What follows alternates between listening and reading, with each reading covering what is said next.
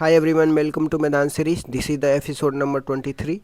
In this video, we bring you some static GK question that already has been asked in various government exam like NTPC, SSC, UPSC and many more. The topic I'll be cover here like national symbol, historical event, scientific fact, polity and geography. For the quick revision, last minute preparation, building the concept clarity, subscribe now and stay tuned for the next episode. Question number 1 से start करते हैं। शुष्क बर्फ किसे बोलते हैं? Solid CO2 को बोलते हैं। भारी जल का फॉर्मूला क्या होता है? D2O बोलते हैं।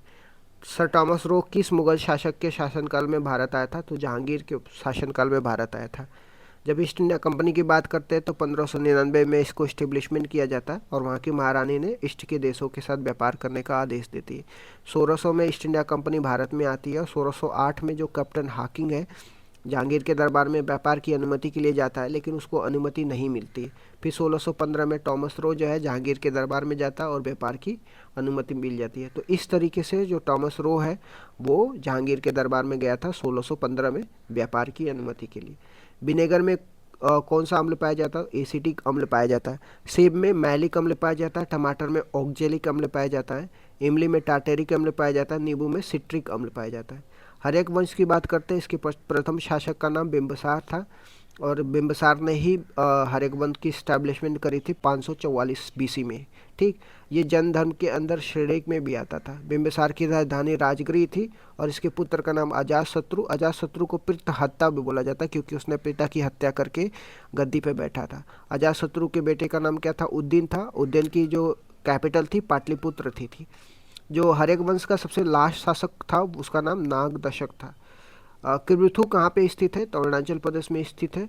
भारत का सबसे पूर्वी स्थान है किब्रिथु। ठीक, अरुणाचल प्रदेश में बोला जाए तो किब्रिथु है सबसे पूर्वी स्थान। उसी तरह से तमिलनाडु में कन्याकुमारी सबसे दक्षिणी स्थान है। तो इस तरीके से आपको ध्यान में रखना होगा कि भारत का सबसे पूर्वी स्थान जो है किब्रिथु है और सबसे दक्षिणी स्थान आपको कन्याकुमारी तमिलनाडु में है। ठीक, इंदिरा पॉइंट के बारे में भी हमें ध्यान रखना चाहिए जिसको मिगिलियन पॉइंट भी बोलता है। अंडमान निकोबार में सबसे सुदूर दक्षिणतम पॉइंट है। ठीक, सार्क की बात करते हैं। South Asia association for regional cooperation है।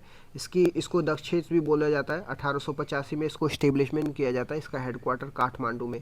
सार्क में 8 देश हैं जिसमें भारत, पाकिस्तान, भूटान, नेपाल, बांग्लादेश, मालदीव, श्रीलंका और अभी जो नया देश सार्क का बना था वो अफगानिस्तान है। ठीक, हर्षचरित पुस्तक के लेखक कौन है? बाणभट्ट है और बाणभट्ट जो है हर्षवर्धन के दरबार में कवि थे। ठीक, और बाणभट्ट ने ही कादम्बरी को ही लिखा था। ठीक, हर्षवर्धन के दरबार में वेनसांग एक चीनी यात्री आया था जिसको यात्रियों का सुकुमार बोला जाता है और हेनसांग के पुस्तक का नाम क्या है? CU की है। ठीक, किस संविधान संशोधन द्वारा आर्थिक रूप से कमजोर वर्ग को 10% आरक्षण की बात किया जाता है?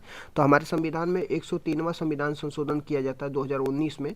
उसमें EWS के लिए 10% रिजर्वेशन की बात किया जाता है। ये जो रिजर्वेशन है आर्टिकल डाला जाता है इसमें, आर्टिकल 15 क्लॉज 6 और आर्टिकल 16 क्लॉज 6। आर्टिकल 15 क्लॉज 6 में एडमिशन की बात किया जाता है कि एडमिशन में 10% रिजर्वेशन की बात किया जाता है EWS के लिए, और आर्टिकल 16 क्लॉज 6 में नौकरी में 10% रिजर्वेशन की बात किया जाता है EWS के लिए।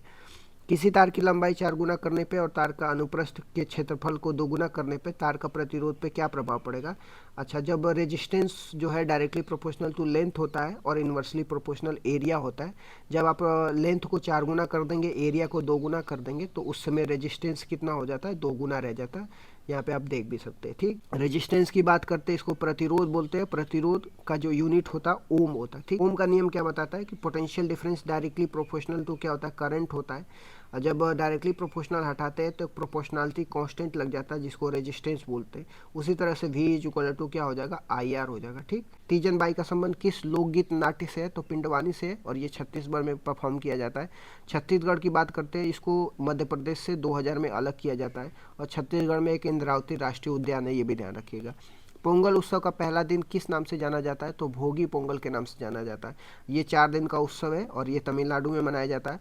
अब पहला भोगी होता है, दूसरा सूर्य उत्सव होता है, तीसरा मट्टू होता है, चौथा कन्या होता है। अट्टुकल पोंगल आपको केरल में मनाया जाता है, ये भी ध्यान रखने का। भारत का नवीनतम राष्ट्रीय उद्यान कौन सा है? दिहिंग पटकाई है और ये कहाँ पे? असम में। असम में कुछ और भी नेशनल पार्क है, जैसे रायमोना नेशनल पार्क है, काजीरंगा नेशनल पार्क है, नामेरी, ओरंग और डिब्रू साइखोवा नेशनल पार्क भी आपको असम में ही देखने को मिलेगा। आयरन के अयस्क कौन कौन होते हैं? तो मैग्नेटाइट, हेमेटाइट, सिडेराइट, लिग्नोटाइट होता है। और मैग्नेटाइट को माना जाता है सबसे बेस्ट क्वालिटी का होता है, जिसका फॉर्मूला Fe3O4 होता है। और इंडिया में जो है हेमेटाइट पाया जाता है, जिसका फॉर्मूला Fe2O3 होता है। ठीक, किस संविधान संशोधन मंत्रिपरिषद की संख्या को निश्चित की गई? तो हमारे संविधान में 91st कॉन्स्टिट्यूशनल अमेंडमेंट करके 2003 में मिनिस्टर की जो संख्या होनी चाहिए 15% ही होना चाहिए, ऐसा फिक्स कर दिया गया। ठीक, लेकिन दिल्ली को अपवाद में रखा गया, दिल्ली में जो मिनिस्टर होंगे केवल 10% ही होंगे। ठीक, अलाई दरवाज़ा का निर्माण किसने करी थी? अलाउद्दीन खिलजी ने करी थी। ये घोड़े के नाल के आकार का दरवाज़ा है और ये आपको दिल्ली में देखने को मिलेगा। बाजार नियंत्रण प्रणाली किसने शुरू करी थी? अलाउद्दीन खिलजी ने करी थी। और अलाउद्दीन खिलजी के दरबार में खुसरो था, ये भी ध्यान रखिएगा। हजार दिनारी किसने स्टार्ट करी थी? तो मलिक कफूर ने करी थी।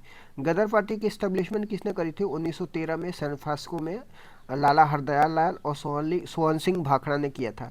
तो इस तरीके से गदर पार्टी के बारे में भी आपको ध्यान में रखना होगा कि 1913 में सैन फ्रांसिस्को यूएसए में गदर पार्टी का एस्टेब्लिशमेंट किया जाता है लाला हरदयाल और सोहन सिंह भाखड़ा के द्वारा। माधवपुर मेला कहाँ पे लगता है? ये गुजरात में लगता है। कौन सी जनजाति के द्वारा? मिश्मी समुदाय के द्वारा लगाता है। ये मिश्मी समुदाय कहाँ पे पाए जाते हैं? अरुणाचल प्रदेश में पाए जाते हैं। मालाबार एक्सरसाइज जो है इंडिया, जापान, यूएसए, ऑस्ट्रेलिया के बीच में होता है और माना जाता है ये क्वाड कंट्री है। तो क्वाड कंट्री है जो है, इन्हीं के द्वारा मालाबार एक्सरसाइज चलाया जाता है।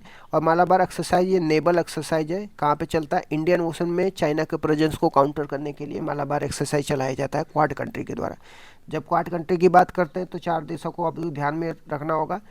कौन कौन? भारत, जापान, अमेरिका और ऑस्ट्रेलिया होगा। ठीक, काकोरी ट्रेन एक्शन कब हुई थी? 9 अगस्त 1925 में हुई थी। इसमें ट्रेन को लूटा गया था। ठीक, कौन लोग लूटे गए थे? राम प्रसाद बिस्मिल, अशफाक उल्ला खां, राजेंद्र लहड़ी आज़ाद के द्वारा ट्रेन को लूटा गया था। ठीक, 9 अगस्त 1942 को भारत छोड़ो आंदोलन हुआ था, ये भी ध्यान रखना है। इडुक्की बांध कहाँ पे है? केरल में। कौन सी नदी पे? पेरियार नदी पे। बुध और शुक्र के बीच में शुक्र ग्रह है, जिसको हम सांझ का तारा या भोर का तारा या सबसे गर्म ग्रह भी बोलते हैं।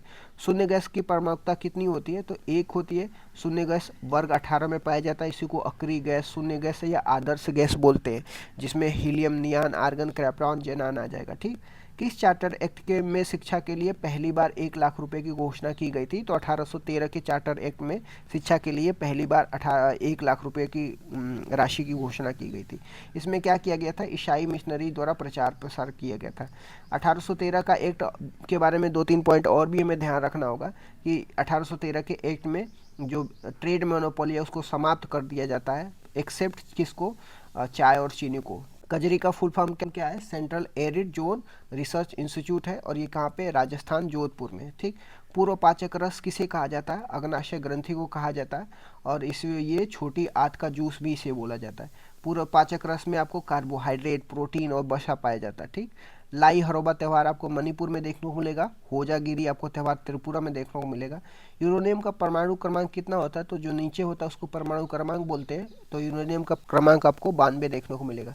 ठीक, इसका परमाणु भार, जिसको एटॉमिक वेट बोलते हैं, 235 बोलते हैं। पिच ब्लेड प्राप्त किया जाता है, इसी को येलो केक बोला जाता है। किसको? यूरेनियम को। ठीक, और यूरेनियम का यूज किस में किया जाता है? परमाणु के ईंधन में किया जाता है। कुछ इंपॉर्टेंट पासेस के बारे में देख लेते हैं, जैसे लिपुलेख दर्रा हो गया। ये कहाँ पे पाया जाता है? उत्तराखंड में पाया जाता है। बोमडीला दर्रा आपको अरुणाचल प्रदेश में देखने को मिलेगा। नाथुला दर्रा आपको सिक्किम में देखने को मिलेगा। काराकोरम आपको लद्दाख में, बनिहाल आपको जम्मू कश्मीर में देखने को मिलेगा। ठीक, पीएम जनधन योजना की शुरुआत कब हुई थी? 28 अगस्त 2014 में स्टार्ट हुई थी। ब्यूटेन में कार्बन और हाइड्रोजन का अनुपात कितना होता है? तो ब्यूटेन का जब आप फॉर्मूला याद करेंगे तो CnH2n+2 होता है, जिसमें n की संख्या, जब हम कार्बन की संख्या 4 रखते हैं तो उसको ब्यूट बोलते हैं। ठीक, तो जब कार्बन की संख्या 4 लिखेंगे तो हाइड्रोजन उसमें 10 होगा, जब इसको आप कैंसिल करोगे तो 2:5 होगा। इट्स मीन्स दैट कि जब कार्बन 2 होगा तो उस समय हाइड्रोजन क्या होगा? 5 होगा। तो 2:5 के रेशियो में कार्बन और हाइड्रोजन का होता है। ठीक, वाडा की बात करते हैं। वाडा का एस्टेब्लिशमेंट 1999 में होता है। इसको फुल फॉर्म क्या होता है इसका? तो वर्ल्ड एंटी डोपिंग एजेंसी होता है। इसका मुख्यालय मॉन्ट्रियल कनाडा में देखने को मिलेगा। सिर्फ वाडा के बारे में भी हमें ध्यान रखना है कि वाडा को वर्ल्ड एंटी डोपिंग एजेंसी बोलते हैं। इसका मुख्यालय आपको मॉन्ट्रियल कनाडा में देखने को मिलेगा। इसका एस्टेब्लिशमेंट आपको 1999 में किया जाता है। इस तरीके से मैं 31 क्वेश्चन डिस्कस कर दिया। Thank you so much guys. Keep loving, keep supporting, like share subscribe करना ना भूलें।